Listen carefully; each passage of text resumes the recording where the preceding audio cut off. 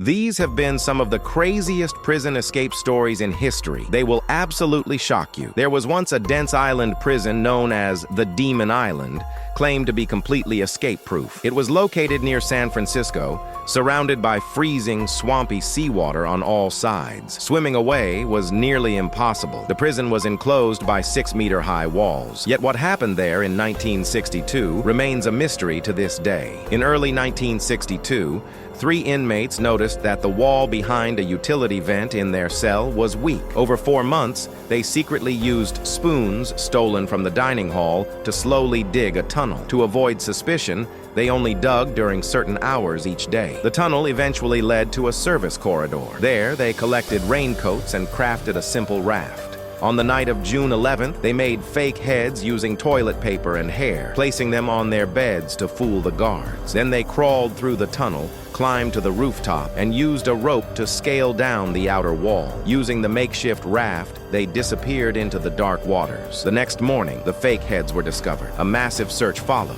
but only fragments of the raft were found. To this day, the fate of those 3 prisoners remains unknown. But that wasn't the only bizarre escape. A prisoner named Richard Lee McNair in the United States was serving a life sentence for robbery and murder. Remarkably, he escaped prison 3 times. His 3rd escape became known as one of the most creative in history. He was imprisoned in Louisiana and assigned to repair damaged mailbags. In April 2006, while guards weren't paying attention, he climbed inside a large mailbag, installed a breathing tube, and waited. The bag was loaded onto a truck and transported to a nearby warehouse. When the warehouse workers went to lunch, he slipped out and ran, but he was still close to the prison. To avoid search patterns, he ran in figure-8 patterns before heading into nearby woods. Hours later, guards realized he was missing and launched a full search. At one point, a police officer even stopped him near the forest. By then, he had changed clothes and acted calm, pretending to be a local jogger. After a short conversation, the officer let him go. Unfortunately for him,